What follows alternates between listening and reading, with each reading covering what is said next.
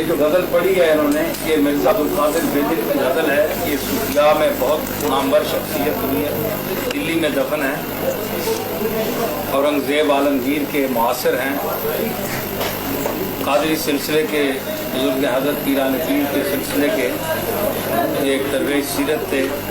4 لاکھ شعروں کے خالق ہیں. یہ پہلوان بھی تھے, 8 سیر خوراک ایک ٹائم پہ کھاتے تھے. پہلوان بھی تھے. اور شاہ جہان نے ایک مرتبہ گھوڑے دوڑائے تو یہ تازی گھوڑوں سے آگے نکل گئے. شاہ عبد الرحیم محدث دہلوی جو ہیں شاہ ولی اللہ کے والد جو مشہور محدث ہیں, یہ میں آپ کو اس لیے سنا رہا ہوں کہ یہ جن کا کلام آپ سن رہے ہیں آپ کو پتہ ہو یہ شخصیت کیا ہے. قوالیاں تو سنتے ہی رہتے ہیں لیکن یہ باتیں آپ نہیں سنتے. تو اورنگزیب نے بلایا شاہ عبد الرحیم دہلوی کو اپنے دربار میں. تو شاہ عبد الرحیم رحمۃ اللہ علیہ نے فرمایا کہ میرے سینے میں رسول اللہ کا دین ہے, شریعت ہے, تو میری توہین ہے کہ میں تمہارے دربار میں چل کر آؤں. شاہ صاحب نے انکار کر دیا. تو مرزا بیدل کی بارگاہ میں شاہ عبد الرحیم صاحب روزانہ حاضری دیتے تھے. یہ جن کی غزل انہوں نے سنائی ہے,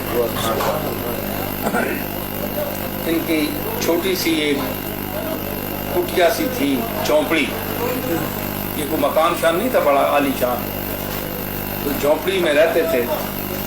تو سیاہی نہیں ہوتی تھی تو یہ کوئلے سے لکھتے تھے. غریبی کا یہ عالم تھا. اورنگزیب نے جب انہوں نے ایک شعر کہا کہ بتر سز آہ مظلومہ کہ ہنگامے دعا کردن اجابت از در حق بہر استقبال می آیت, بڑا مشہور شعر ہے. تو بادشاہ نے کہا کہ آپ آئیں, میں آپ کو جواہرات میں تولوں گا, سونے اور چاندی اور جواہرات میں تولوں گا. تو مرزا بیدل نے یہ شعر لکھ کر بھیجا کہ دنیا اگر دہند نہ جنبم زجائے تھی من بستہ ہم ہنائے قناعت بخائے تھی. کہ دنیا اگر مجھے دے تو میں اپنی جگہ سے نہیں ہلوں گا, اس لیے کہ میں نے قناعت کی مہندی اپنے پاؤں سے باندھی. مہندی لگی ہوئی تو انسان چل نہیں سکتا نا. انہوں نے کہا کہ میں نے قناعت کی مہندی لگائی ہوئی ہے, میں تمہارے پاس نہیں چل کر آ سکتا. تو یہ اتنا غیور انسان تھا, اتنا عظیم انسان تھا. تو یہ ان کی مشہور غزل ہے. میرے پاس کلیات ہے, تقریباً 1 لاکھ سے اوپر غزل ہیں, اس میں شعر ہیں. 4-5 دیوان ان کے چھپ چکے ہیں. یہ بہار کے تھے, اڑیسہ ایک جگہ ہے وہاں عظیم آباد پٹنہ جس کو آج کہتے ہیں. یہ وہاں دلی میں عظیم آباد میں بھی رہے, دلی میں فوت ہوئے. ان کی قبر پر ہم حاضر بھی ہوئے تھے. تو یہ جب صاحب کرامت بزرگ بھی تھے, اللہ کے مقبول تھے, صرف شاعر یا موسیقار بھی تھے. یہ بھی آپ کو بتاؤں, موسیقی بھی جانتے تھے, بڑے ماہر تھے, اور حکیم بھی تھے. حکیم صاحب یا طبیب تھے, بہت حاضر. تو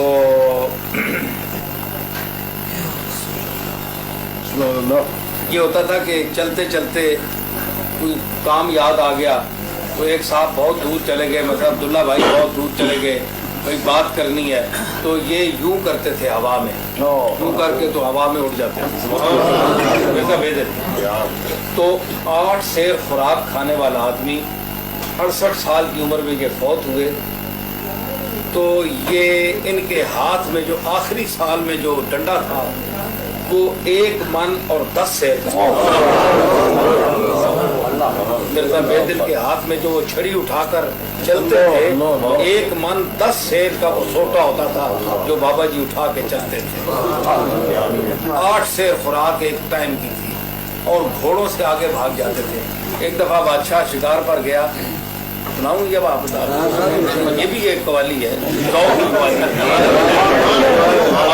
بادشاہ شہر پر گیا تو معظم جاہ جو ہے شہزادے نے جنگل میں نکلا تو شیر, کھلا شیر آ گیا سامنے. تو سارے بھاگ گئے, کوئی گھوڑے پہ بھاگ گیا, کوئی کدھر جا گیا, کوئی درختوں پہ چڑھ گئے. اب جنگلی شیر تھا, کیا کرے. مرزا عبد القادر بیدل نے کیا کہ اللہ کا شیر पास कुछ भी नहीं था, चादर सर से खोल के तो आधे एक हाथ पे इस तरह उसने कर ली और इस तरह करके ना हाथ महफूज करके शेर ने मुंह खोला, उसके मुंह में हाथ दोनों ले गया और अंदर से जूस को चीर दी।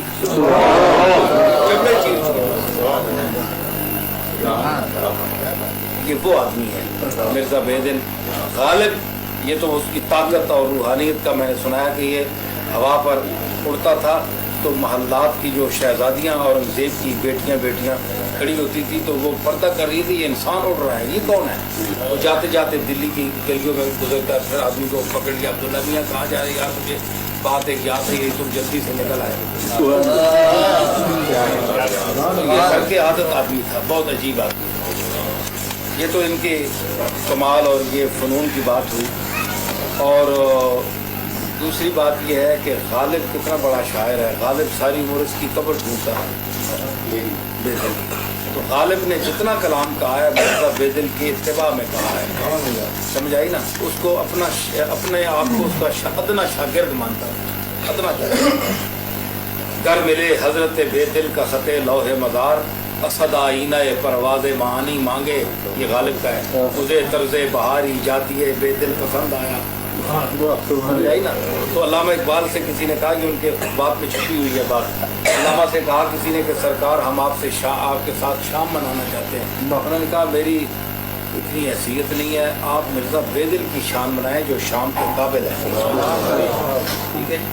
तो ये उनका मतला था, अगर बगुलशन ज़नाज़ गर्दत कदे बलंदे तो जलवा फरमा, अगर बाग में नाज और खिराम के हवाले से मटक कर चलने के मूड में अगर तेरा ये कामत जो है, खूबसूरत जिस्म जो है, ये बाग में सैर करने का इरादा करे, सिर्फ इरादा करे कि मैं जाऊंगा, तो क्या हो ज़िपै करे सर्व मौज खिजलत शबत नुमाया जो मैज़ मीना। सर्व जो खड़ा है ना बाग में, वो लंबे कद वाला सरु, ये सरवू नहीं है, ज़िपै करे सर्व, ये सर्वू गलत है, आप सर्व पढ़ गए। ज़िपै करे सर्व मौज खिजलत, तो सर्व के पैकर से शर्मिंदगी की मौज इस तरह निकल पड़े जिस तरह सुराही से शराब टपके। अब देखें सुराही की जो गर्दन है उसकी तशबीह सर्व के साथ, सर्व की भी इसी तरह गर्दन होती है और सुराही की भी, उससे शर्मिंदगी इस तरह टपके कि मेरा कद क्या है, अब तो कद वाला आ गया, वो आ रहा है, तो जिसकी शान है वो आ रहा है जी। देखिए इसी चीज़ को एक शायर कहता है, चिश्ती साहब, सुभान रब्बियल आला, सजदे में हम कहते हैं किसकी अजमत का इजहार है। सजदा जो है इंतहाई ज़िल्लत है, वो ज़िल्लत की इंतहा है, ज़मीन पर माथा रखना इंतहाई ज़िल्लत है। लेकिन अल्लाह की बारगाह में जब हम माथा रखते हैं ज़मीन पे तो उतनी हमें मेराज नसीब होती है। इंसान के सामने ये माथा रखना इंतहाई ज़िल्लत है, ठीक है ना। तो उसने कहा, देखिए शायर बात करता है करीने से, शायरी में आप बैठे हैं, ये हमारे मुंशी फजल साहब भी बड़ा अच्छा ज़ौक़ रखते हैं शेर व अदब का, तो इनको भी, और चिश्ती साहब हमारे, और आपने एक महफिल अब्दुल्ला मियाँ ने हमें दावत दी और हम पहली दफ़ा किसी महफिल में आए हैं, तो ये मैं आपको भी सुना रहा हूँ कि ये चीज़ें ना कोई अब सुनाने वाला है, सुनने वाला है, ठीक है ना। जब उठ गए बाजार से गाहक तो हम आए, बाजार से गाहक तो हम आए। अब हमारा वरूद बहुत देर से हुआ, हमारे दौर के लोग चले गए, जो चीज़ें हम जानते हैं पढ़े हैं।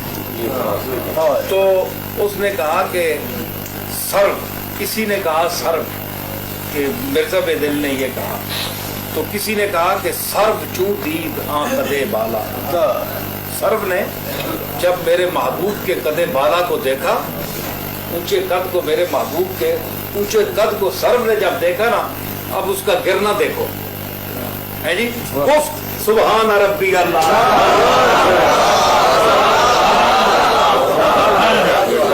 इस तरह गिरा یعنی سجدے میں گر رہا ہے. سبحان ربی الاعلیٰ انسان سجدے میں کہتا ہے نا, تو مطلب ہے سرو آ کے سبحان ربی الاعلیٰ کیا کٹا پٹ سر دید. اس میں شعر جو لکھنے کے قابل ہے, اب کوئی سننے والا ہو, میں پڑھتا ہوں آپ لکھ لیں. اس نے کہا جی کہ پہیج صورت سے دور گردوں, اسی غزل کا ہے, پہیج صورت سے دور گردوں نصیب ماں نے سر بلندی. یہ مجھے دینا, میں لکھوں, آپ اپنی مرضی سے لکھیں گے. میں جس طرح زبان کی مرضی ہے آپ تحریر فرمائیں گے تو ہمارے لیے آپ کیا کریں گے؟ جی جی ہاں. پہیج صورت سے دور گردوں نصیب ماں نے سر بلندی. یہ جو گردوں کا آسمان کا جو چکر ہے نا, جب تک یہ چل رہا ہے تو ہماری قسمت جب تک ہم نے جینا ہے, ہم سمجھتے ہیں کہ ہماری قسمت میں بلندی نہیں لکھی ہے. اللہ نے بلندی نہیں لکھی. جب تک یہ آسمان چل رہا ہے تو اس میں ہم نے ہماری قسمت میں بلند ہونا, اونچا ہونا, یہ ہماری قسمت میں نہیں ہے. پہیج صورت سے دور گردوں نصیب ماں نے سر بلندی. زباد گردن مگر نسیم غبار مارا. ہمارے مرنے کے بعد جب ہم مٹی ہو جائیں, ہماری قبر پر کوئی ہوا آئے چلے تو شاید ہمارے غبار کو اٹھا کر یہ تو ممکن ہے. جیتے جی ہم بلندی نہیں آتے.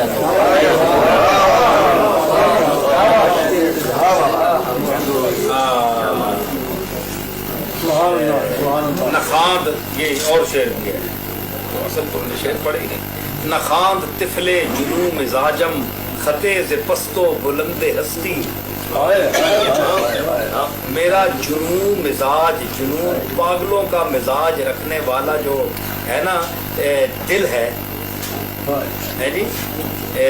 نخاند طفل جنوں مزاجم, میرا جنوں مزاج جو بچہ ہے نا, میرا اندر جو بچہ گھسا ہوا ہے, یہ جنوں مزاج ہے, بچپنے کی ضدیں ہیں اس میں.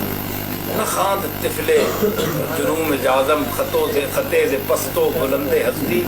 ہستی کی بلند و پست نشیب و فراز کا کوئی خط اس نے نہیں پڑھا ہے. یہ بچہ ہے بڑا بیوقوف.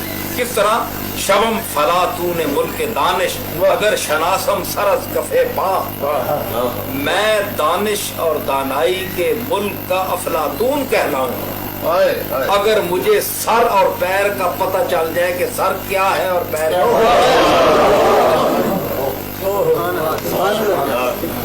ہمیں سر کا مقام بھی نہیں پتا, پیر کا مقام بھی نہیں پتا, اور ہم دانا بنے ہوئے ہیں. میں شبم فلاتون ملک دانش اگر شناسم سرز کفے پا.